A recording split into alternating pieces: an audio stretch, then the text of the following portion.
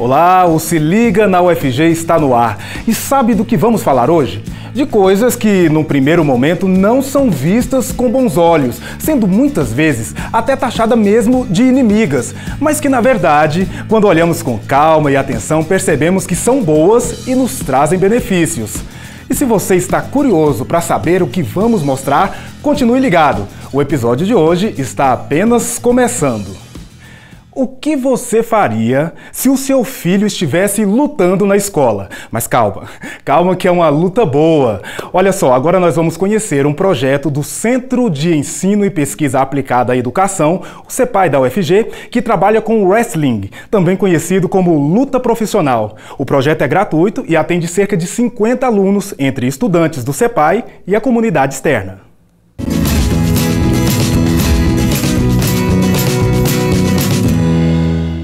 Oi, eu sou o professor Pitias Alves Lobo.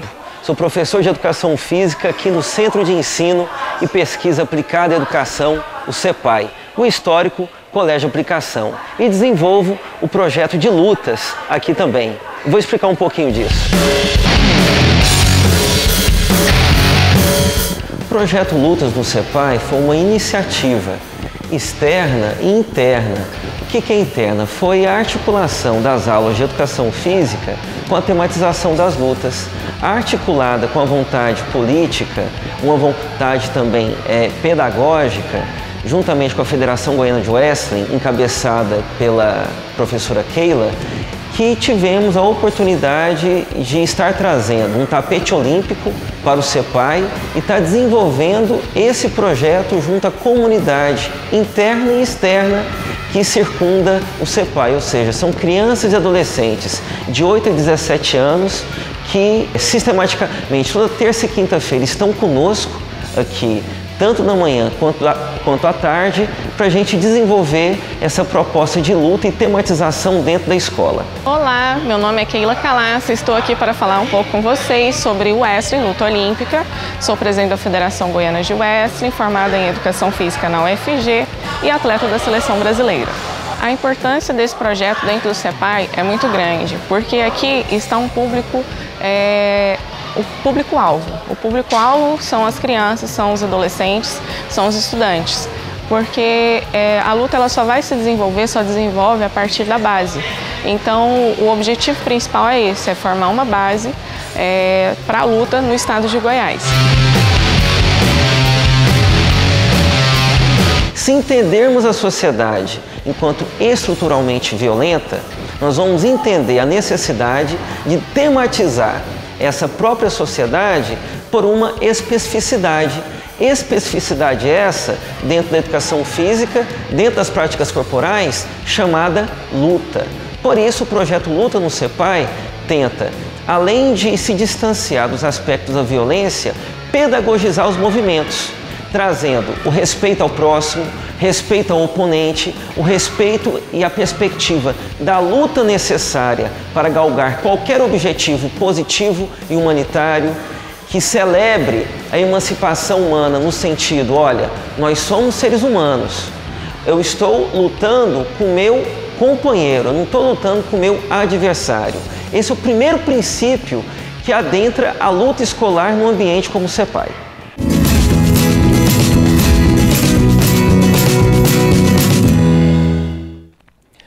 Trinta anos da tragédia do Césio 137.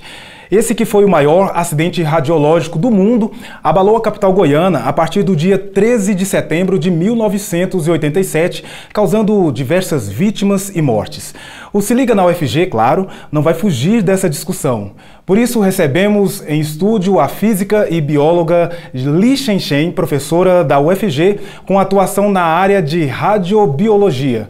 Professora, seja bem-vinda. Muito obrigado por ter aceito aqui o nosso convite. Bom, professora, vamos começar com uma pergunta. Eu queria que a senhora falasse sobre a diferença quando a gente diz acidente radiológico e acidente radioativo.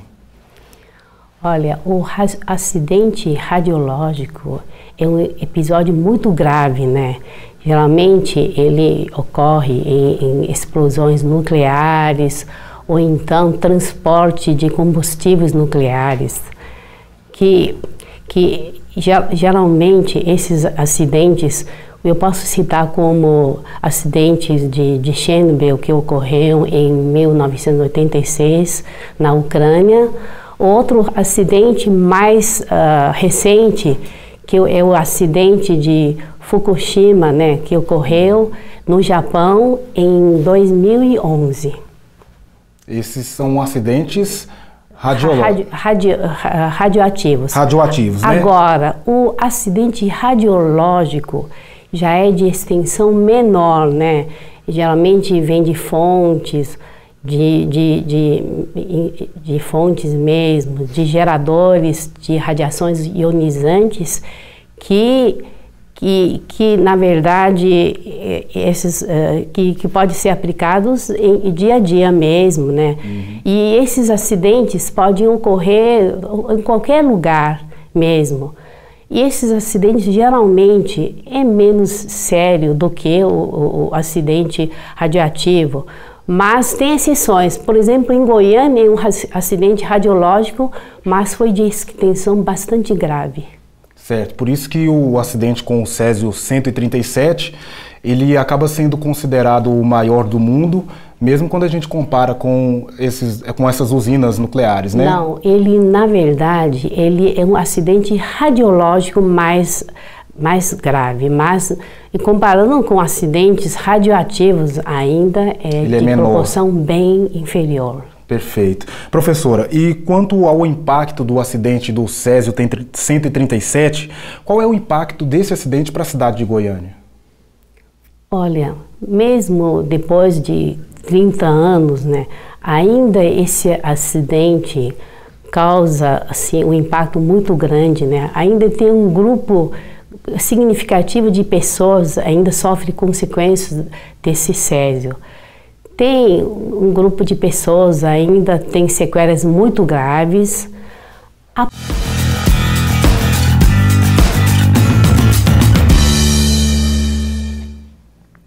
Se Liga na UFG está de volta com a física e bióloga Li Shen, professora da UFG com atuação na área de radiobiologia. Como a cidade de Goiânia vive este ano 30 anos do acidente radiológico do Césio 137, estamos aproveitando para conversar sobre o assunto. Professora Li, no blog anterior nós falamos sobre radiação e o acidente do Césio 137, agora eu te pergunto, a gente consegue falar sobre coisa boa quando a gente fala em radioatividade? Ah, claro que sim, né? Na verdade, a radioatividade é muito importante, né, para a nossa vida cotidiana. E a radiação ionizante é muito utilizada para a preservação de alimentos, né? Então, os alimentos que a gente, na verdade, assim, muitos tomates, mesmo alimentos, latarias, são irradiados para poder preservar por muito mais tempo, né? Além disso, né, a radioatividade artificial, né, ele produz radioisótopos, radiofármacos que são muito utilizados na medicina nuclear, no radiodiagnóstico e no radioterapia para tratamento de câncer. Certo. Então, na produção de alimentos, às vezes a gente até nem sabia, existe muita a utilização de radioatividade para matar germes, seria isso? Para purificar? Sim, para matar germes, bactérias, fungos, né? Para poder preservar por um tempo muito maior. Perfeito. Bom, nós agora vamos conhecer um projeto chamado Toxicologia do Futuro. Nesse projeto, eles utilizam materiais que seriam descartados com o objetivo de substituir os animais nos testes de cosméticos.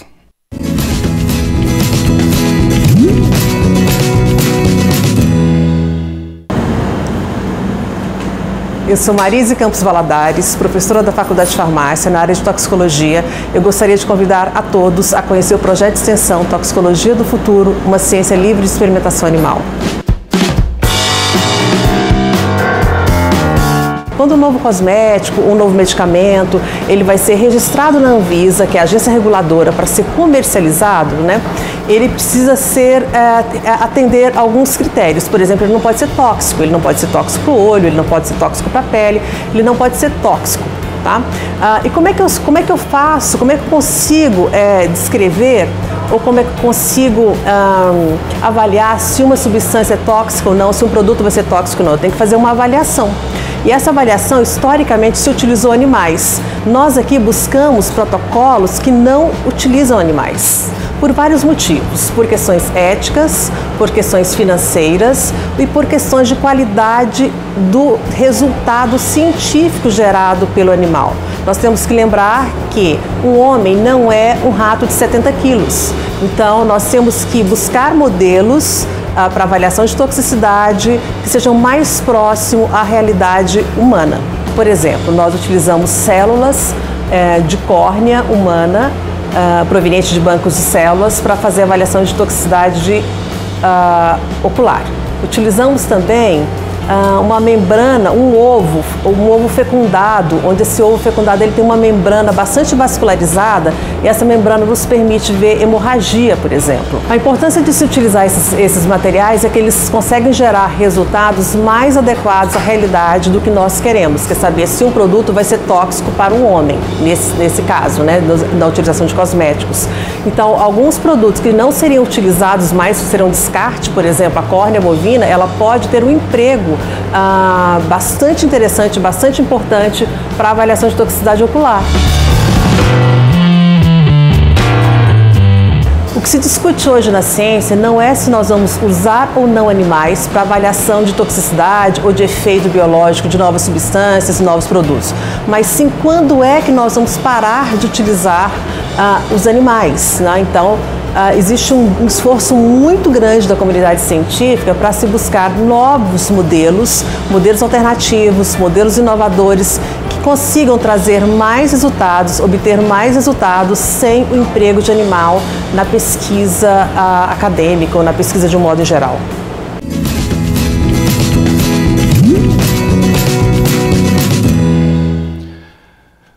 Professora Li, nesse projeto que nós acabamos de ver, nós verificamos que produtos que seriam descartados, né, eles acabam sendo reaproveitados, gerando aí a solução para um ou até mais de um problema. Quando a gente fala em radioatividade, como que fica a questão do descarte e até do reaproveitamento desses materiais radioativos e radiológicos? E aí eu queria também completar a pergunta, perguntando também qual é a situação de Goiás e do Brasil com relação a essa situação. Em relação ao descarte, né, em relação, no Brasil, na verdade, já dispõe de recursos técnicos, né, para construir um depósito definitivo para rejeitos radioativos. No entanto, ainda não fizemos isso. E, na verdade, todo o rejeito gerado de complexo nuclear de Angra 1, Angra 2, desde 1986 até hoje, são armazenados de forma provisória ainda. Então, os lixos geralmente de rejeitos de elevada atividade, muitas são muito perigosos, mas podem ser reciclados. Certo. Porém, os rejeitos de média e baixa atividade não podem ser reciclados e são depositados também em depósitos provisórios ou atualmente também são depositados no próprio usina de Angra dos Reis mesmo. Perfeito. E existe uma atividade de reciclagem desses rejeitos com alta atividade? Geralmente com alta atividade, muitas vezes podem ser reciclados. Certo. O Brasil costuma fazer isso? O Brasil ainda podem fazer isso. Uhum. Perfeito. Bom, o Se Liga na UFG vai para outro intervalo, mas é rápido. Não saia daí.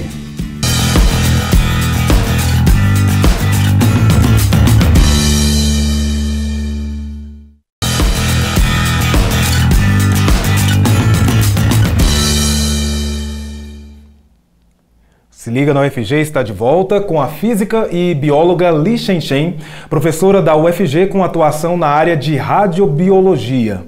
Como a cidade de Goiânia vive este ano 30 anos do acidente radiológico do Césio 137, estamos aproveitando para conversar sobre o assunto. Professora, como está o Brasil hoje em termos de pesquisas que envolvem a radioatividade e qual é o papel da Universidade Federal de Goiás nisso? No Brasil, atualmente, né, tem muitas instituições, né, como CNEM, IPEM, IEM, que regulam, fiscalizam e desenvolvem pesquisas na área de medicina nuclear, aplicações na indústria, agricultura e também meio ambiente. Na UFG mesmo, existem algumas linhas de pesquisa, né, que investigam impacto socioambiental e biológicas. E são geralmente grupos isolados, né, no Instituto de Física, Ciências Biológicas e Medicina. Certo. As pesquisas que são realizadas por essas instituições que a senhora citou primeiro, elas são muitas pesquisas, são pesquisas consistentes ou ainda estão começando, são tímidas? E eu estou falando, na UFG ainda são grupos isolados, mas no CNEM, IPEM e IEM são pesquisas já mais assim sólidas, né? Que inclusive fazem pesquisas para inclusive rejeitos radioativos na área de medicina nuclear. E assim mesmo. Perfeito. Professora, já para a gente encerrar, eu queria que a senhora falasse se o Brasil ele dá sinais de um futuro promissor nessa área de radiologia e radioatividade. Sim. Na verdade, o Brasil possui um projeto, né, de energia que pretende construir até 2030 4 a 8 reatores em Nordeste, Sudeste, e com isso, né, nós podemos ter uma grande quantidade de disponibilidade energética, principalmente para a produção de eletricidade. Essas usinas e a produção de eletricidade através dessas usinas, a gente pode considerar que são seguras e mais benéficas do que as hidrelétricas, por exemplo, professora? Eu acho que eu não posso dizer que são mais seguras do que as hidrelétricas, mas bem administrado, né? Que podem também ser assim seguras e de custo inclusive bastante compensador. Perfeito. Professora Lichtenstein, muito obrigado por sua participação aqui no Se Liga na UFG conosco. O prazer é todo meu, fico muito feliz de estar aqui falando sobre um pouco de radioatividade e estou com disponibilidade para outras ocasiões futuras. Ótimo. Vamos convidar. Antes da senhora ir embora, professora, eu quero convidá-la para assistir conosco um quadro que se chama Vida no Campus. Esse quadro ele mostra aqui no nosso programa a vida e a história de alguém ligado à UFG. Hoje nós vamos conhecer mais um estudante, mais uma pessoa daqui da UFG. Vamos acompanhar.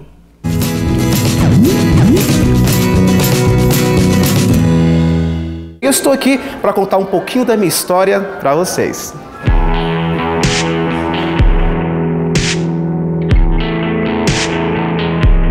Bom, meu primeiro contato com o UFG foi em 2012, foi quando eu entrei aqui para cursar artes cênicas, né? Porém, eu já estudava teatro antes, tá? Eu já tinha feito alguns anos de estudo de preparação de formação em escolas livres de teatro. Depois eu comecei a atuar como profissional na área, porém eu queria ampliar os meus conhecimentos, queria ampliar o meu fazer artístico, daí eu resolvi prestar um vestibular, né? Na época era vestibular, então eu entrei aqui no curso de artes cênicas exatamente para isso, para ampliar o meu trabalho, para aprofundar na pesquisa, porque a universidade ela traz essa particularidade do conhecimento científico, né? Do estudo que é verticalizado, né? Da pesquisa, da ciência. E foram momentos, está sendo, né, momentos muito bons aqui, porque aqui eu pude ter contato com autores, pude ter contato com outros profissionais, com professores capacitados, com professores especialistas, né, na área das artes cênicas, e daí eu pude aprofundar o meu conhecimento aqui. E isso foi possível exatamente porque dentro da universidade, né, os debates de forma científica que nós temos com os alunos, com os professores, me fez despertar e ter uma ideia de educação de forma possível que possa levar o conhecimento para mais pessoas de forma saudável, de forma positiva, e que esses alunos possam vir a gostar de arte, não só pela perspectiva do artista, mas também numa perspectiva humana. Eu estou formando agora, né? E para mim é muito gratificante, sempre será, ter feito parte da história do curso de artes cênicas aqui da UFG, até porque aqui eu fiz grandes amigos que hoje são companheiros de trabalho, né?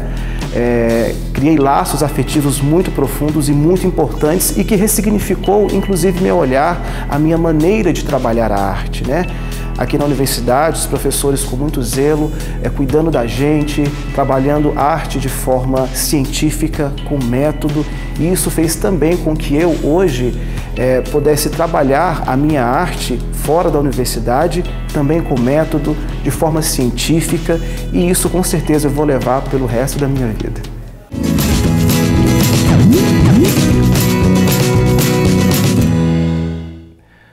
Se Liga na UFG de hoje vai ficando por aqui, mas a programação continua na TV UFG, canal 15.1 no sinal digital ou 21 na NET Goiânia. Você pode nos acompanhar também pela internet, no site da TV UFG ou em nossas redes sociais.